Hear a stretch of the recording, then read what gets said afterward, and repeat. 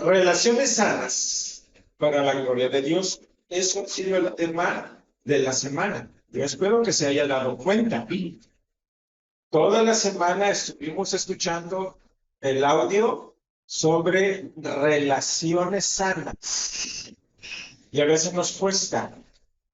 Nuestro carácter nos traiciona. ¿Sí?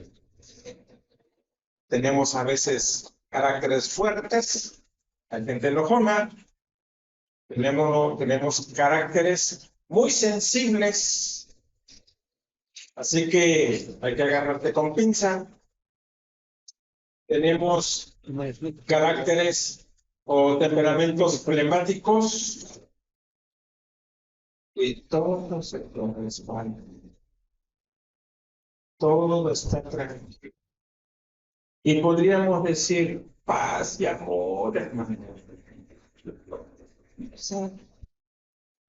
Digo, diga, ¿verdad? Dile al que está a tu lado, no hay persona perfecta. Es en serio, no hay persona perfecta. No hay hermano perfecto. Dígaselo. Y ahí le va, también dígaselo. No hay iglesia perfecta. No hay familia perfecta. No hay esposa perfecta. No hay esposo perfecto.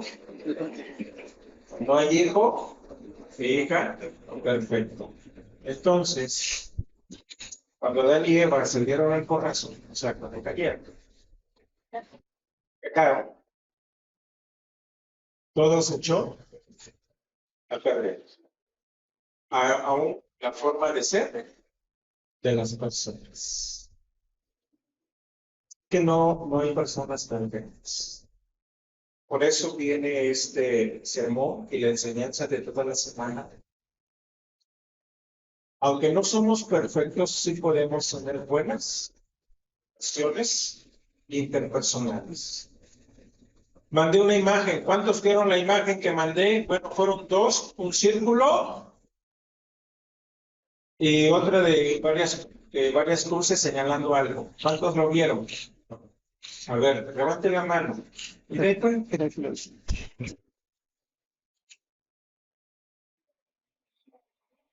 Revise el chat. Esa imagen lo mandé porque empezamos precisamente con la enseñanza de esa imagen. Tú y yo, como personas, debemos de ser cristocéntricos. Pero para ser cristocéntrico, ojalá la pudieran bajar, Iván. No. Oh, alguien le preste su teléfono, Iván. Porque déjeme decirle que muchas veces pensamos que ser cristocéntrico se va a dar así nada más porque sí. No, no se va a dar. Tenemos que ser intencionales. Y no piensen que por ser cristocéntrico usted no va a pecar. No habemos personas de cristianos perfectos. ¿Ok? Pero sí espera Dios, escúchame bien, que todos estemos creciendo cada vez más y más en la madurez espiritual. Y al llevarnos a la madurez espiritual, todo el resto se va a poner más maduro. Mi forma de pensar, mi forma de apreciar las cosas, mi forma de sentir. ¿Cómo voy a entender? Pablo dice que antes pensaba como niño, actuaba como niño. Pero cuando llegó lo perfecto, dice empezar a pensar como maduro. Y nos habla de un crecimiento. Pero para que yo pueda alcanzar crecimiento, necesito ser un cristiano, Cristo céntrico. Había una flechita hacia arriba que decía oración.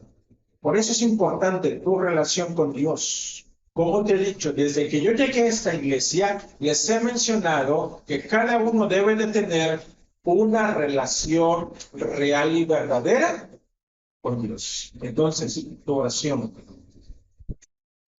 La flechita de hacia abajo, la palabra.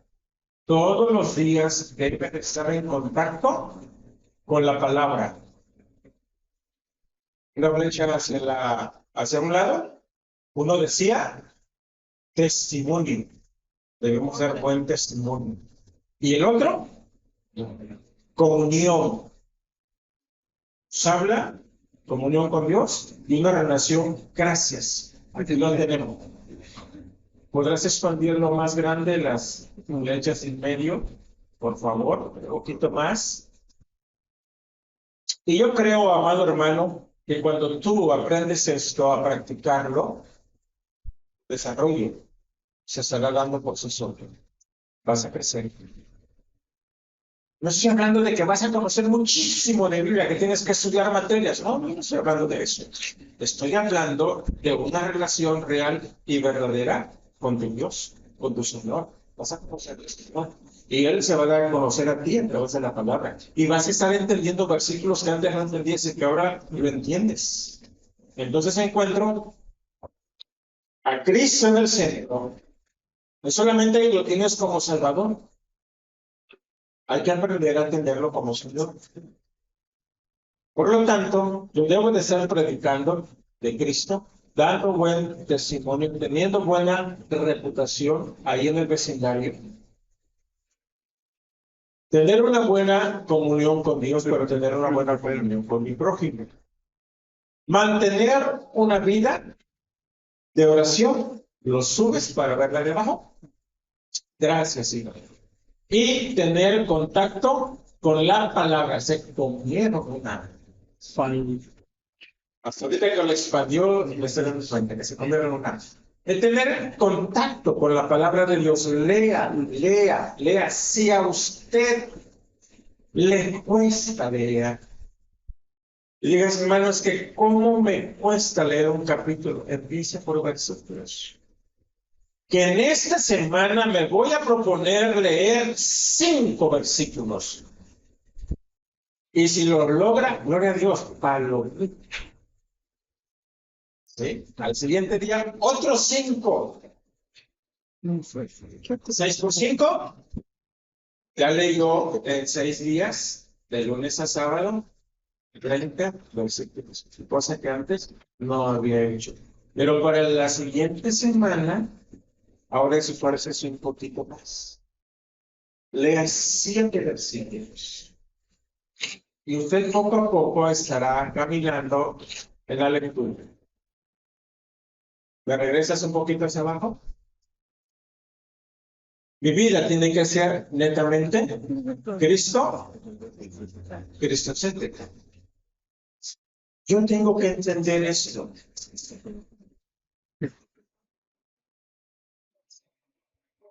Nos llamamos Iglesia Cristiana Bautista Misión de Vida.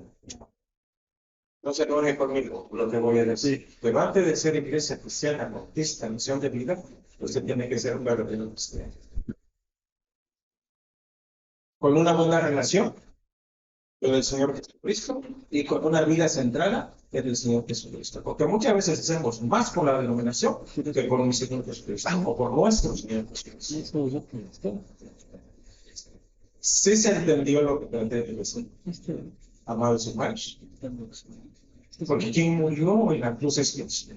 En Hebreos 12 dice, puestos los ojos en Jesús. Entonces mi vida tiene que ser cristocéntrica. Mi visión tiene que ser cristocéntrica.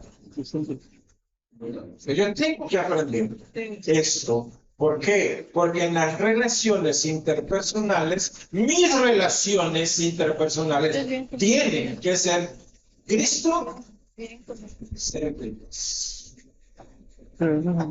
Así que la fe no es un mero asunto privado de que yo y Dios. No. ¿Por qué no? Porque somos parte de una iglesia. Somos parte de un cuerpo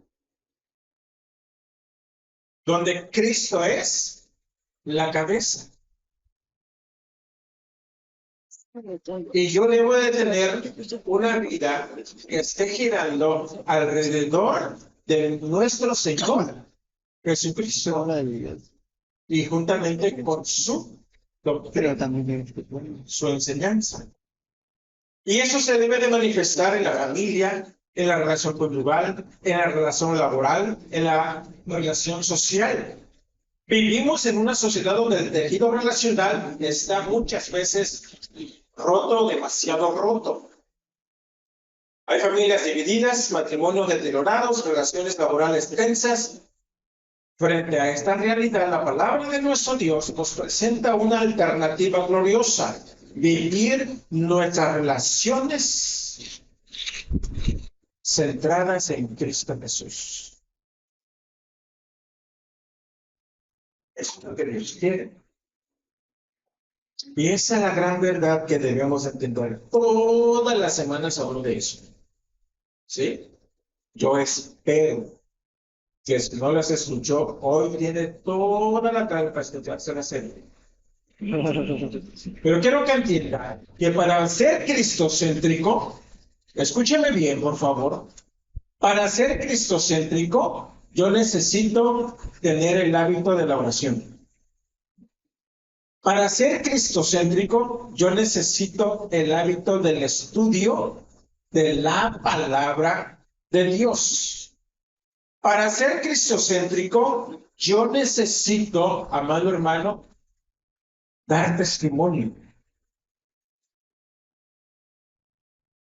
Predique. Cristo te ama. Él murió por ti en la cruz del Calvario. Él quiere ser parte de tu vida. Predique. Si está en el colectivo y ya se va, oye, quiero decirte que yo fui malo, pero Cristo vino a mi vida y hoy le sigo.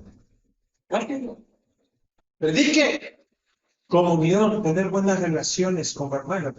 Ni me saluda el pastor. Ya no voy a venir a la iglesia porque el pastor no me saludó. ¡Madure! El mismo tramo que hay entre la hermana Oli puede venir para mí o yo puedo ir a servir. Es lo mismo, la misma distancia. ¿Por qué lo menciono? Porque no me iglesia una persona se me dice, hermano, ¿por qué no me saluda? Todo el tiempo saluda a otro. Le digo, hermana, venga, salúdeme. Yo quisiera saludar a todos.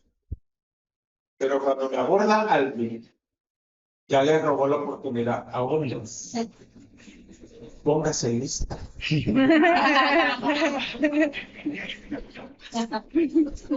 Y como en 2 domingos se puso lista. Ahora, amén. Aquí estaba la. Ahora sí lo voy a saludar.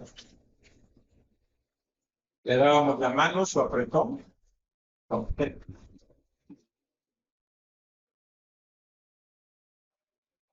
Las buenas relaciones, ¿saben por qué lo comento? Porque las buenas relaciones no dependen de una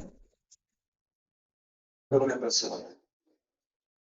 En la iglesia, las buenas relaciones dependen de toda la iglesia, de todos. Depende de todos. Por eso vamos a ver esta enseñanza. ¿Me pones, por favor, Efesios 5:21?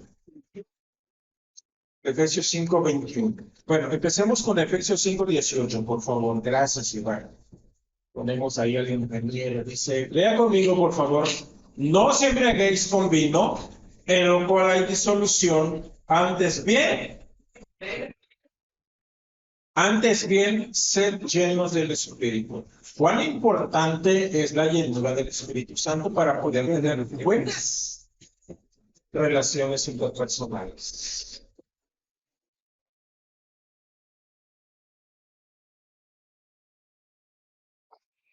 Cuando nosotros sometemos nuestro temperamento al Espíritu Santo, te van a dar las buenas relaciones. Hay 4 temperamentos. Mencióname uno. Colérico, sanguíneo, flemático, melancólico. Imagínense. Ahora, todas las personas no tienen uno, tienen la combinación de los 4. Así que las posibilidades, amado hermano, son infinitas. Y lo que voy a decir, ya lo he dicho en otras ocasiones, y siempre lo voy a enseñar, porque así lo veo en la escritura. El día que Dios te creó, rompió el molde. Eres único, eres única. ¿Sí? Eres único, eres única.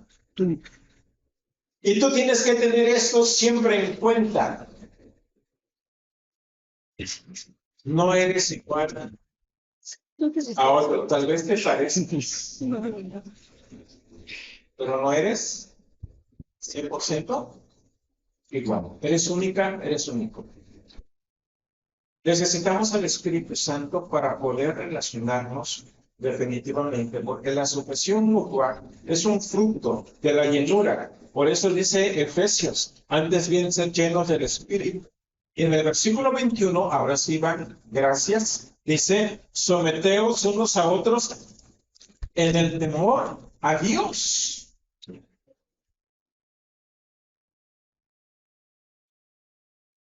Qué importante es entender esto, amado hermano, porque si te quieres llevar bien con hermanos de la iglesia, necesitas de la llanura del Espíritu Santo.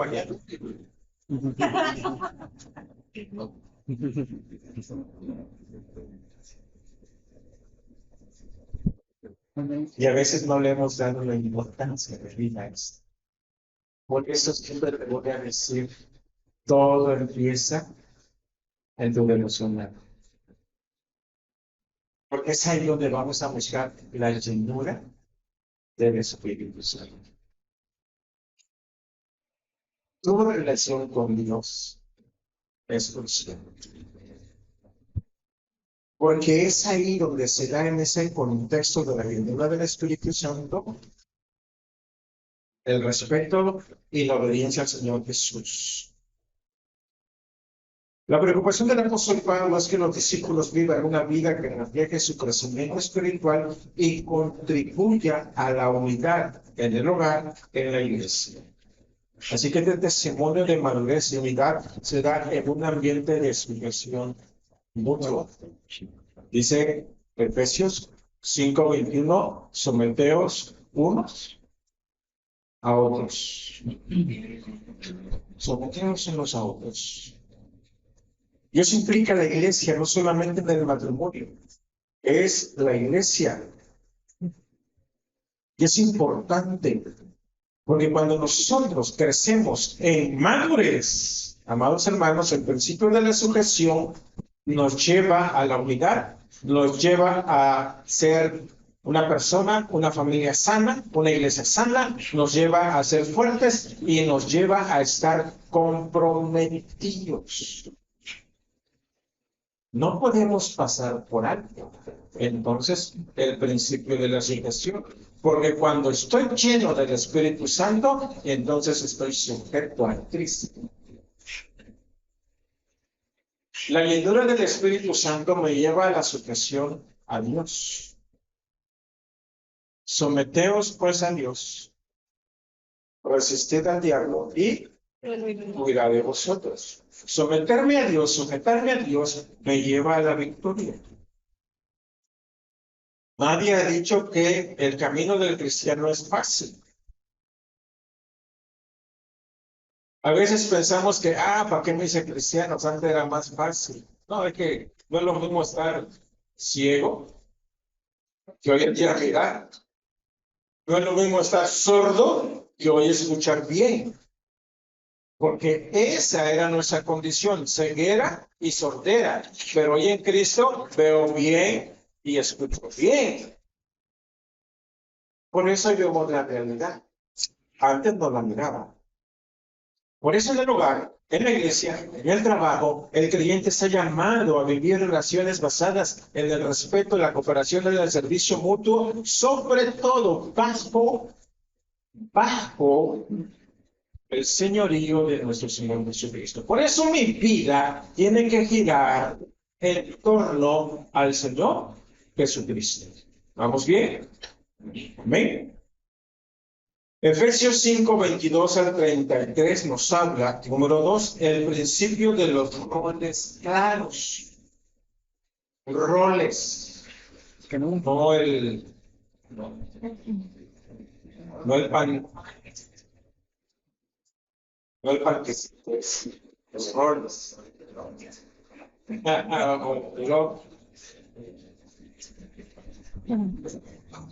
Efesios 5:22 en adelante nos habla de la relación matrimonial.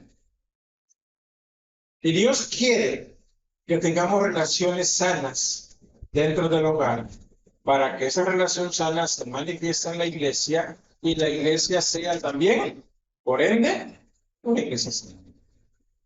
¿Por qué hay muchas iglesias enfermas? Porque hay hogares enfermos.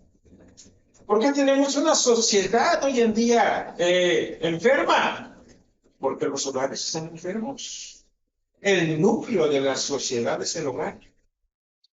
Dios no organizó, o Dios no creó, más bien dicho, la iglesia. Dios creó primero el hogar. Hogares sanos, iglesias sanas. Cada parte tiene un rol determinado por Dios. La esposa es llamada a sujetarse a su esposo como al Señor. No es inferior al hombre. No es menos que el hombre. Eso debe de quedar bien claro, bien establecido. Cuando Dios pensó en la humanidad en Génesis, cuando Dios pensó en la humanidad, pensó en un hombre y en una mujer. ¿Queda claro? Así que nadie es más, pero tampoco nadie es menos. Somos iguales delante de Dios y segundo, tenemos el mismo valor. Cristo cuando murió en la cruz, murió por la humanidad, murió por hombres y por mujeres. Y eso nos debe de quedar bien, bien claro. Y cuando la esposa es llamada a sujetarse a su esposo, no es porque sea menos. Tenemos que entender que es un orden que Dios ha establecido. Y es un rol de funciones que Dios ha establecido. Por lo tanto, debe de ser un acto de obediencia a Cristo. Y el esposo debe de amar a su esposa como Cristo amó a la iglesia. O sea, un amor sacrificial. Cada esposo debe de estar dispuesto a morir por su esposa. Ahí se va a medir el amor. Se ama a su esposa. Esposo, imagínate que viniese un temblor 9.9. ¿Con qué trabajo te podrías mover? ¿A quién sacarías? ¿A tu hija? ¿A tu esposa? ¿O gritarías, sálvese quien pueda?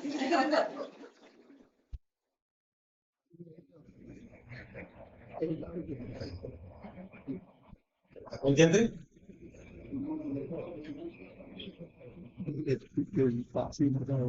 ¿Sabes a quién debes de sacar esposo? Aunque tengas tus hijos, ya que estuviesen pequeñitos, tu obligación es estar después. Pero mis hijos sí son tus hijos.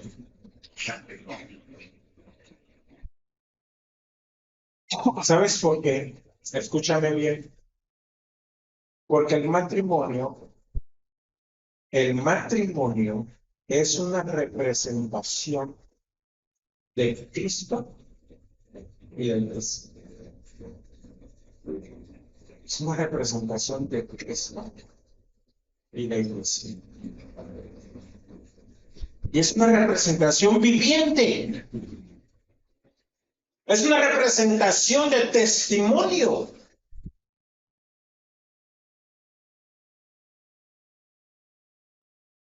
Y así como la iglesia fue perseguida y sigue siendo perseguida, no quiere decir que no va a haber problemas. No quiere decir que no va a pasar por situaciones críticos. A veces le digo al Señor, ¿por qué no todo miel, cosas tan bonito? Porque a veces nos pasas por situaciones difíciles y críticas. ¿Qué nos enseñas? ¿O qué estás moldeando en nuestra capa del ser? Si tan bonito que pone las cosas, tan sabroso y dulce con la miel.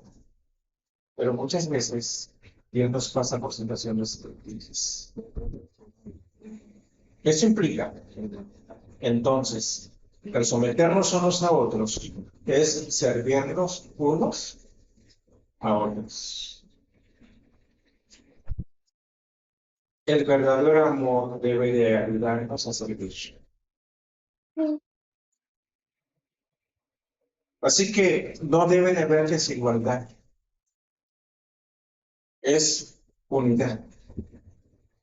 Unidad.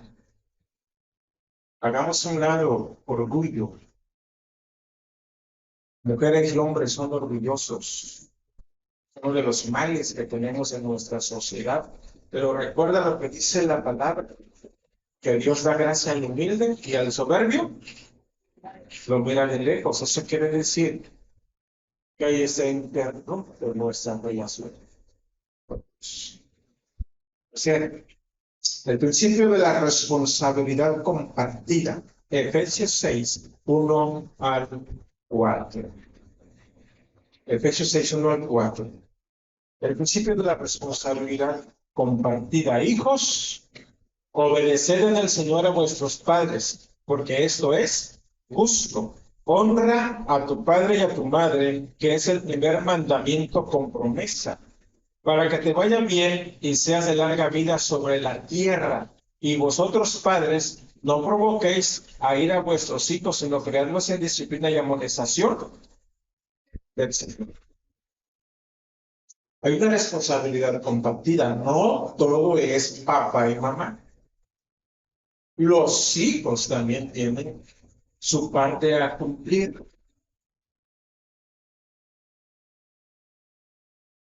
¿Qué es honrar? Siempre escucho la respuesta, respetar. ¿Qué es honrar? El griego, timao, da la idea de valorar por sobre. Valorar por sobre de. Cuando se les enseña a los hijos, honra a tu papá, honra a tu mamá, le está diciendo, valora a tu papá, valora a tu mamá. Después de Dios, lo que tú tienes es papá y mamá. Y estamos en una sociedad que está metiendo, amados hermanos, las ideas de rebeldía, y a veces no colamos esas ideas, esas filosofías, donde el papá y mamá ni siquiera están en segundo término.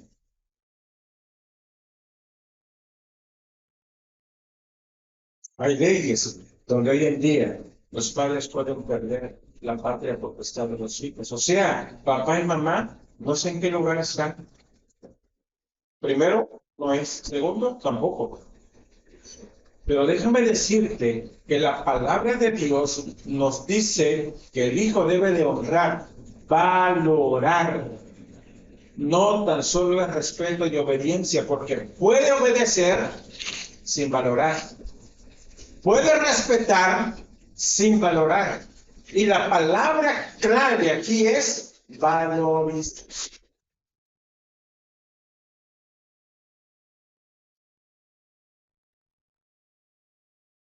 Es importante entonces que el hijo aprenda que su responsabilidad es la valorización. Yo no sé cuántos tengan todavía sus papás o uno de ellos, pero hay que valorarlos.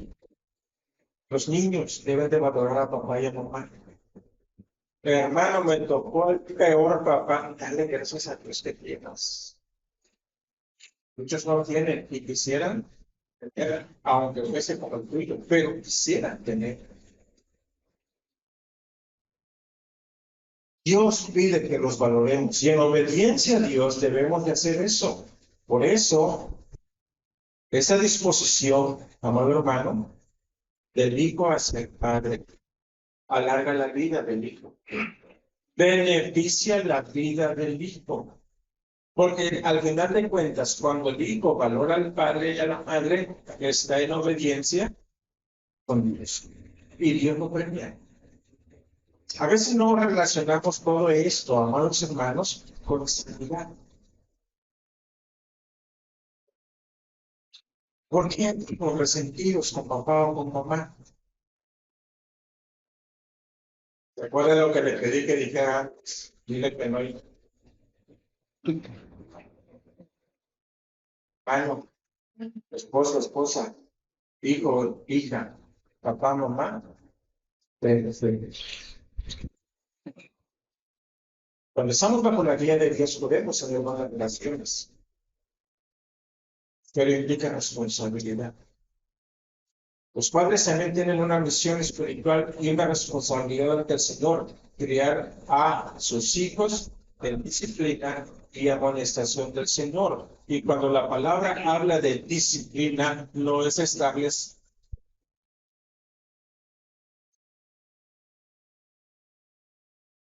aplanándole las pompis a cada rato. Porque la palabra griega para disciplina es la misma palabra griega para discípulo.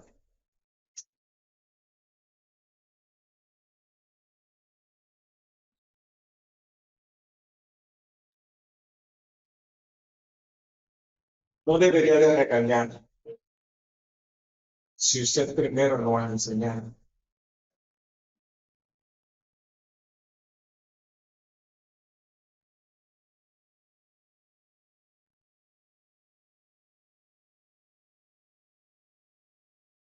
No regañe a su hija si usted no le ha dado el tiempo para enseñarle a cómo usar un huevo. El huevo se parte así. El sartén se prepara de esta manera. Y no caiga en el, qué bárbaro, tan grandota está si no sabes cocinar un huevo. ¿Qué barbaridad contigo el agua? ¿Te quema? La pregunta es, ¿ya tomó tiempo para enseñarle? No se me olvida una escena que viví cuando estábamos como estudiantes en el seminario Lesi. Estaba ahí un papá con su hijo y le dice, hijo, pásame la llave 516. Va el niño y agarra una pinza mecánica y le dice, vente, papi. No te estoy diciendo que me pases la llave 516. Y se regresa el niño y agarra un desarmador. Y el papá haciendo esto. Y yo lo vi. Le dije, cuate, ¿dónde vas? Ya tomaste el tiempo para enseñarle a tu hijo cuáles son los tipos de llave que tienes. Me dice, no. Bueno, cae un pan. Pégate tú. Pégate. Porque un niño está tratando de obedecer. El niño está tratando de pasarte lo que tú necesitas, pero el error lo cometiste tú, porque no le has enseñado. ¿Y cuántas veces nosotros, yo me incluyo, cuántas veces no hemos cometido ese error? No hemos enseñado. Y pensamos que disciplina es regañar, corregir, pegar. Y la palabra de Dios, la palabra griega, discípulos, se traduce discípulo y se traduce disciplina. Lleva por inmersión la parte que implica enseñanza. Muchas veces como padres cometemos el error entonces y exasperamos a los hijos. Los hacemos enojar. Y está prohibido por Dios eso. Por eso la crianza debe estar centrada en Cristo. La crianza debe de ser Cristo céntrica. Sí, debe ser firme, pero con mucho amor. Debe ser formativa, sí, muy formativa, pero no destructiva. Por eso es importante que nuestras vidas sean cristocéntricas. La iglesia puede responder formando a muchos hermanos en Cristo con los ministerios que tiene. Y si no los tiene, formar ese nuevo ministerio para llenar necesidades. Pero es importante que tengamos, amado hermano, que el principio de la responsabilidad compartida es cada uno tiene que cumplir con su parte. Número 4, el principio de la motivación correcta. Ahí en Efesios 6:5, Efesios 6:5 al 9, vamos a leer juntos, dice: siervos, obedeced a vuestros amos terrenales con temor y temblor, con sencillez de vuestro corazón como a Cristo, no sirviendo al ojo como los que quieren agradar a los hombres, sino como siervos de Cristo, de corazón, haciendo la voluntad de Dios, sirviendo de buena voluntad como al Señor y no a los hombres, sabiendo que el bien que cada uno hiciere, ese recibirá del Señor, sea siervo o sea libre. Y vosotros, amos, haced eso con ellos lo mismo, dejando las amenazas, sabiendo que el Señor de ellos y vuestro está en los cielos y que para Él no hay acepción de personas. Le dices a tu trabajador: bueno, si me obedeces, te voy a ir bien. Vamos a ganar un bono. Pero si no me obedeces, te voy a despedir, te voy a quitar el trabajo. La Biblia dice que no seamos amenazantes.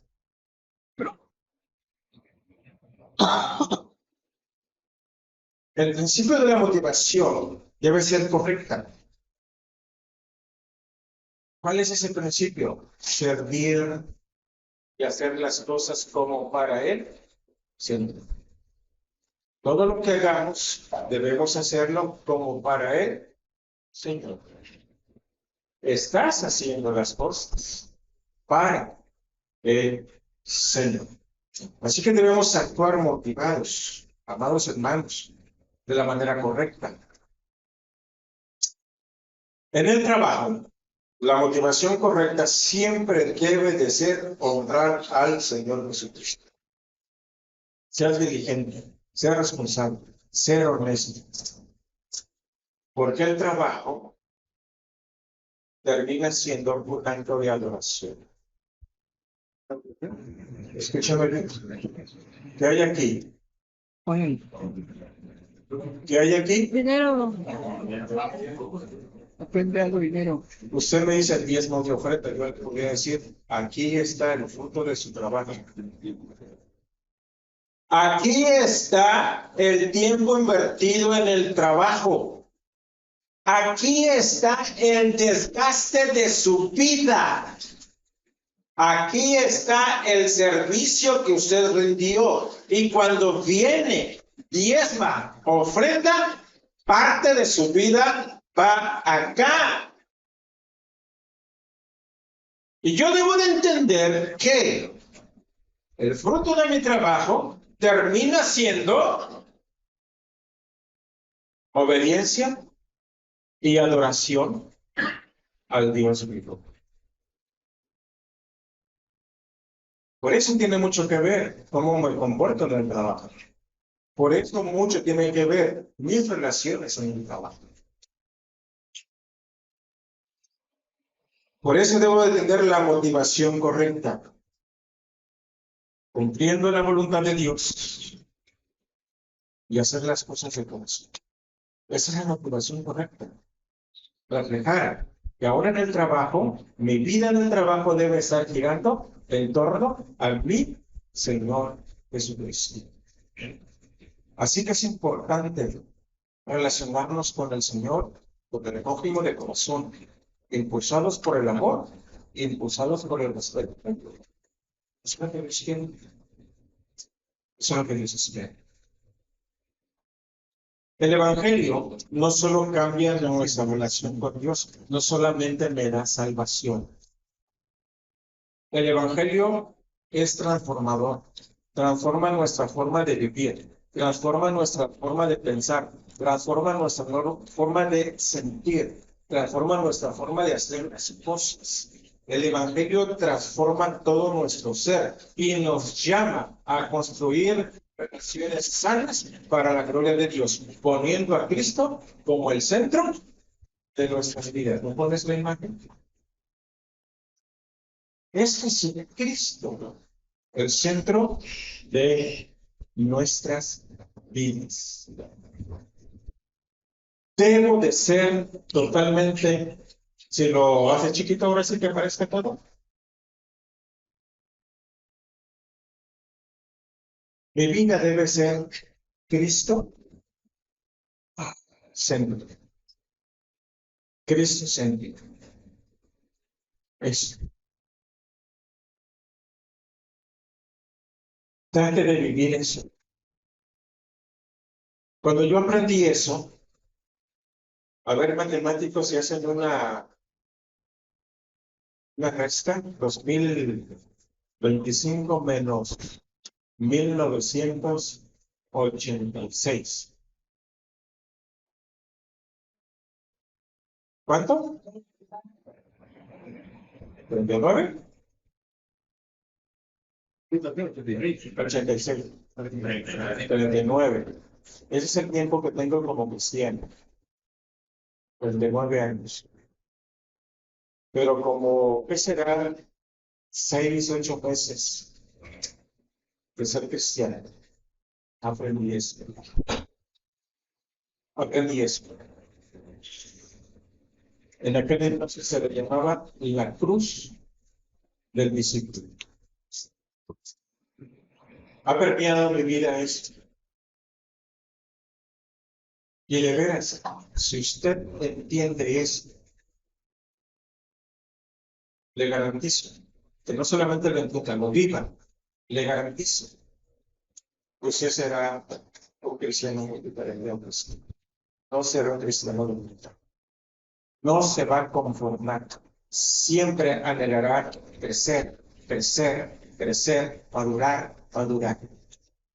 Lleve a cabo. Porque a veces en nuestra forma de vida queremos quedar bien. Vamos a quedar bien con la iglesia, vamos a quedar bien con el pastor, vamos a quedar bien con el encargado del ministerio. No, no, no, no. Puestos los ojos en Jesús. Entonces su vida debe ser totalmente Cristo céntrica. Amén. Dios, gracias porque nos has permitido escuchar enseñanza sobre nuestra vida, Señor, que debe de ser totalmente centrada en ti.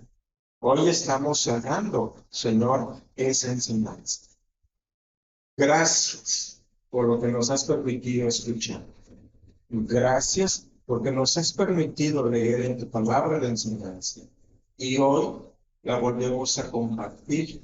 Y pedimos, Dios, que nos ayudes a entender cada día más tus verdades. Que nos ayudes a vivir, practicar estas verdades. Es necesario para nuestras vidas. Y ayúdanos a ser cristocéntricos. Que toda mi vida esté centrada en ti, Señor Jesús. Que toda mi vida esté girando alrededor de ti, Señor Jesús. Necesitamos de tu ayuda para entenderlo. Necesitamos de tu ayuda para poderlo vivir. Necesitamos de tu ayuda para poderlo compartir. Sin ti, nada somos. En tus manos nos ponemos como personas. En tu mano nos ponemos como familia. En tus manos nos ponemos como iglesia. En el nombre de Jesucristo. Amén. Que Dios les bendiga.